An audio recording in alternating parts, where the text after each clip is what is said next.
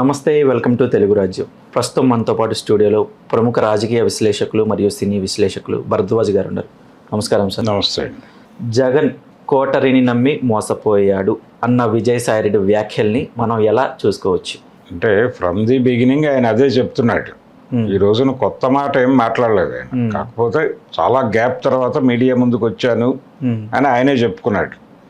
చెప్పుకుని అంటే పరిస్థితులను బట్టి అభిప్రాయాలు మార్చుకోవచ్చు, తిరిగి రాజకీయాల్లోకి రావచ్చు అన్నట్టుగా కూడా కొన్ని సూచనలు ఉన్నాయి ఆయన మాటల్లో అని ప్రపంచం మాట్లాడుతుంది. కానీ ఆయన అయితే అలాంటి ఉద్దేశాలు ఉన్నట్టుగా ఎక్కడ మాట్లాడలేదు. కాకపోతే అలాంటి థంబ్నెయిల్స్తో ఆ వార్తని సర్క్యులేషన్లో పెడుతున్నారు జనాలు.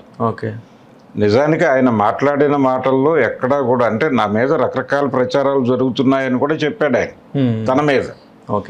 చెబుతూ నేను తెలుగుదేశంలోకి వెళ్ళిపోతున్నానని, చంద్రబాబుకి తొత్తుగా మారుతున్నానని, లేకపోతే పవన్ కళ్యాణ్తో ట్రావెల్ అవుతానని ఇలా రకరకాల ప్రచారాలు జరుగుతున్నాయి, నేనైతే వ్యవసాయం చేసుకుంటున్నాను అని చెప్పాడు ఆయన. రాజీనామా చేసిన తర్వాత అన్న వ్యాఖ్యలు ఇవి. రాజీనామా చేసిన తర్వాత కాదు, నిన్న ఆయన మాట్లాడింది కూడా. నిన్న అక్కడ ప్రత్యేకంగా ఆయన ఒక వాస్తవానికి రెడ్డి కుల సమావేశానికి వెళ్ళాడు ఆయన. అంతే తప్ప అది పొలిటికల్ మీట్ ఏం కాదు, పొలిటికల్ మీట్ కాదు, అది కులపరమైనటువంటి ఒక సమావేశం. దానికి వెళ్ళాడు ఆయన. వాళ్ళు పిలిచారు, వెళ్ళాడు. వెళ్ళి ఆ సందర్భంగా తను ఉత్తరాంధ్ర ఇన్ఛార్జిగా ఉండగా చేసిన పనుల గురించి చెప్పుకున్నాడు. మీడియా అక్కడికి వచ్చింది అంటే ఈయన ఏదో మాట్లాడతాడు అంటే ఆ సమావేశం వెనకాల ఏదైనా ప్రోగ్రాం ఉందేమో అనే ఉద్దేశంతో మీడియా అక్కడికి వెళ్ళింది.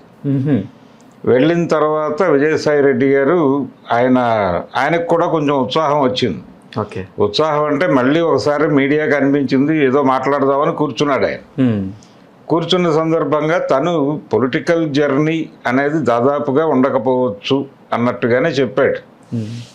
చెప్పి ఆయన ఒక డిమాండ్ చేశాడు. ఆ డిమాండ్ ఏంటంటే కర్నూలు జిల్లాకి పేరు మార్చాలి అని ఒక డిమాండ్ చేశాడు. కర్నూలు జిల్లాకి ఉయ్యాలవాడ నరసింహారెడ్డి గారి పేరు పెట్టాలి అని ఆ రెడ్డి సమావేశం సందర్భంగా ఈయన ఒక డిమాండ్ ముందుకు తెచ్చాడు. అంతే, అంతకుమించి కొత్త విషయాలు ఏం లేవు, అన్ని పాత విషయాలే.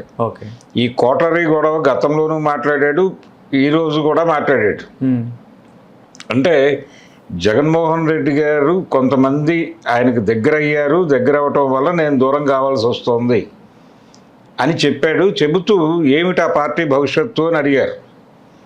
అడిగితే జగన్మోహన్ రెడ్డి గారు చాలా తెలివైన వారు, అంటే మీరు ఏదైనా అడ్వైజ్ చేస్తారా ఆయనకి త్రూ మీడియా, చాలా కాలం అయింది కదా అన్నట్టుగా కూడా ఇద్దరు ముగ్గురు కెలికారు ఆయన్ని. కెలికిన తర్వాత ఆయన మాట్లాడిన మాటలు ఏంటంటే జగన్మోహన్ రెడ్డి గారు చాలా తెలివిగలవారు, వారు ఎలాంటి నిర్ణయం తీసుకోవాలో ఆయనకు తెలుసు, ఎవరైనా చెప్పినా వింటారు, కానీ ఏ నిర్ణయం తీసుకోవాలో ఆ నిర్ణయం ఎలా తీసుకోవాలో అలాగే తీసుకుంటాడు ఆయన. వీళ్ళు చెప్పారో వాళ్ళు చెప్పారో అని కాదు, కానీ అన్నీ వింటాడు అన్న పద్ధతిలో ఆయన జగన్ పట్ల తనకేమి వ్యతిరేకత లేదు అన్నట్టుగానే, జగన్ పట్ల వ్యతిరేకత లేదు అనేది అయితే మెన్షన్ చేశాడు ఆయన. జగన్తో నాకేం ప్రాబ్లం లేదు, జగన్తో నాకు ఏ ఇబ్బంది లేదు అని చెబుతూనే, జగన్ పట్ల నాకు ఇప్పటికీ గౌరవం ఉంది అని చెప్తూనే, తనకి గౌరవం ఉందని చెబుతూనే ఆ పక్కన ఉన్నటువంటి వాళ్ళ మీద ఆ రోజు ఏ విమర్శలు అయితే అంటే ఏ విధంగా అయితే ఫోకస్ చేశాడో అదే పద్ధతిలో ఈ రోజు కూడా ఆ ఫోకస్ నేను తగ్గించలేదు ఆయన. ఇదే ఫీల్ అవుతున్నాను నేను అన్నట్టుగానే చెప్పాడు. ఈ చెప్పిన సందర్భంగా ఆయన ప్రధానంగా డిమాండ్ కర్నూలు జిల్లా పేరు మార్చాలని, మీరు అధికారంలో ఉండగా ఎందుకు చేయలేదు అనే ప్రశ్న ముందుకు వచ్చింది. వస్తే అప్పుడు నాకు ఈ ఆలోచన రాలేదు, ఇంతకాలం ఇంట్లో కూర్చుని పుస్తకాలు చదువుకుంటున్నాను నేను, ఆ సందర్భంగా వచ్చినటువంటి ఆలోచన, అది మీ ముందు పెడుతున్నాను, ప్రభుత్వం పట్టించుకోవాలని కోరుతున్నాను అన్నాడు. అని ఉప ముఖ్యమంత్రి గారు ముఖ్యమంత్రి గారు చొరవ తీసుకోవాలి అని కూడా చెప్పాడు.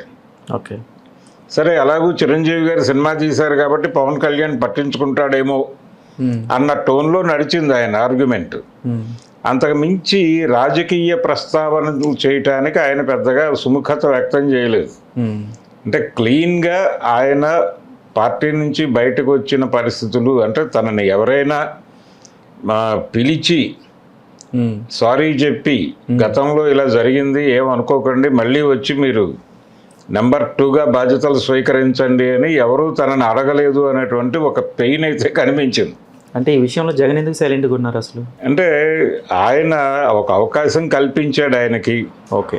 అంటే తనతో పాటు ట్రావెల్ అయ్యాడు ఈయన, కేసుల్లో ట్రావెల్ అయ్యాడు. అవును. ఆ రోజుల్లో ఈయన పెట్టుబడులు సమకూర్చుకున్న సందర్భంగా ఈయన చార్టర్డ్ అకౌంటెంట్గా ఉండేవాడు. ఈయన చేతుల మీదుగానే అవన్నీ నడిచినాయి, ఆ వ్యవహారాలన్నీ. Okay. As a chartered accountant, అప్పుడు ఆయన పొలిటీషియన్ కాదు, ఆయన ఇండస్ట్రియలిస్టు, ఈయన చార్టర్డ్ అకౌంటెంట్, అదే రిలేషన్. అయితే ఈయనకు మొదటి నుంచి ఆ కుటుంబంతో సాన్నిహిత్యం ఉంది వైఎస్ రాజశేఖర రెడ్డి గారి దగ్గర నుంచి. ఓకే. ఉండటం వలన అలా ట్రావెల్ అవుతూ వచ్చాడు ఆయన.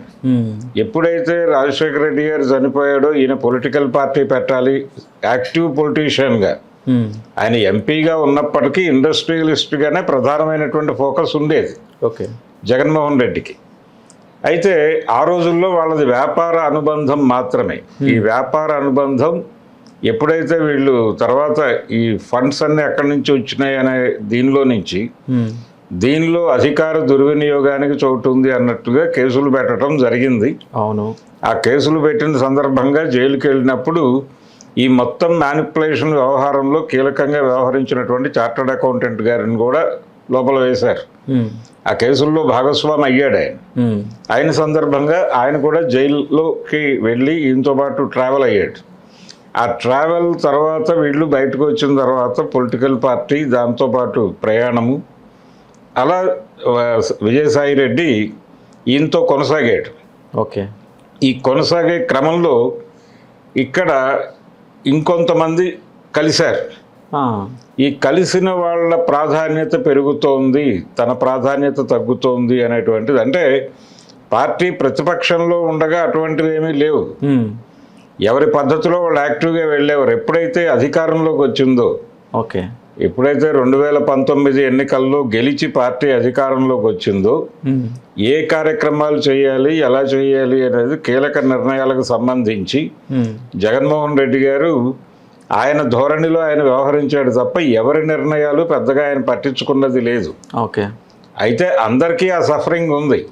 ఆయన ఎవరికి పెద్ద యాక్సెస్ కూడా ఇవ్వాలి. ఆయన ఏమనుకున్నాడంటే నేరుగా జనానికి తాను ఏం చేయదలుచుకున్నాడో అది చేసేస్తూ వాలంటీర్ వ్యవస్థను ఏర్పాటు చేసి ఈ వాలంటీర్ల పరిరక్షణలో ప్రపంచం అంతా ఉంటుంది. అలా అక్కడి నుంచి తనకు నివేదికలు వస్తాయి, దాన్ని బట్టి తన డెసిషన్ తీసుకుంటాను, నేను వాలంటీర్లు ప్రజలు అనేటువంటి ఒక సిస్టమ్ ఎవాల్వ్ చేసేసుకున్నాడు ఆయన. చేసేసుకుని దాదాపుగా ఎవరికి పెద్దగా యాక్సెస్ ఇచ్చేవాడు కాదు. మరి ఎవరికి ఇవ్వనప్పుడు మరి విజయసాయి రెడ్డికి ఎందుకు ప్రాబ్లం వచ్చింది? అందరికీ ఆ ఇబ్బంది ఉండేది. అయితే ఈయన కొంచెం ఎక్కువ ఫేస్ చేసాడు దాన్ని. ఓకే. ఈ ఫేస్ చేస్తున్నటువంటి క్రమంలో తనకంటే ఇంకొకళ్ళకి ప్రాధాన్యత ఇస్తున్నారేమో అనేటువంటి ఒక అనుమానంలోకి వెళ్ళాడు ఆయన. ఎవరో కాదు, సజ్జల రామకృష్ణారెడ్డికి ప్రాధాన్యత పెరుగుతోంది అనేది ఈయన ఫీల్ అయ్యాడు. అంటే ప్రభుత్వం చెప్పాల్సినటువంటి మాటలు ఎక్కువగా ఆయన నోట్లోంచి బయటకు వచ్చాయి. అవును. అందుకని ఒక చిన్న సఫరింగ్లోకి వెళ్ళాడు ఈయన. అలాగే బయట మీడియా కావచ్చు, అప్పటి ప్రతిపక్షం కావచ్చు, తెలుగుదేశం పార్టీ అప్పుడు ప్రతిపక్షంలో ఉండి సకల శాఖ మంత్రిగా ఆయన గురించి మాట్లాడేది. అంటే ఏ శాఖలో ఏ ఇబ్బంది జరిగినా, ఏ శాఖ గురించిన విషయాలు చెప్పాలన్నా ఈయనే మీడియా ముందుకు వచ్చేవాడు. అవును, చెప్పేవాడు. మేబీ అంటే సమాచార శాఖ మంత్రి ఉన్నప్పటికీ ఈయన రెస్పాన్సిబిలిటీ తీసుకుని చెప్పేవాడు. ఆ తర్వాత అధికారిక ప్రకటనలు మంత్రి గారు చేసేవాడు. ఓకే. ఇది కొంచెం సఫకేట్ చేసింది దీన్ని.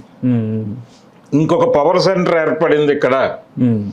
కొంతమంది పార్టీలో పనులు కావచ్చు, ప్రభుత్వంలో పనులు కావచ్చు, వాళ్ళు అక్కడ అప్రోచ్ అవుతున్నారు అనేది అర్థమైన తర్వాత న్యాచురల్గా జరుగుతుంది. ఇది ఏ పార్టీలోనైనా 3-4 పవర్ సెంటర్లు ఉంటాయి.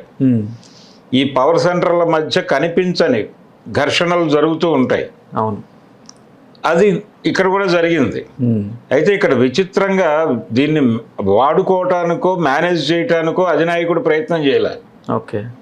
ఆయన పద్ధతిలో ఆయన ఉన్నాడు, వీళ్ళ పద్ధతిలో వీళ్ళు అర్థం చేసుకున్న మేరకు అలా ట్రావెల్ అవుతూ వెళ్ళారు.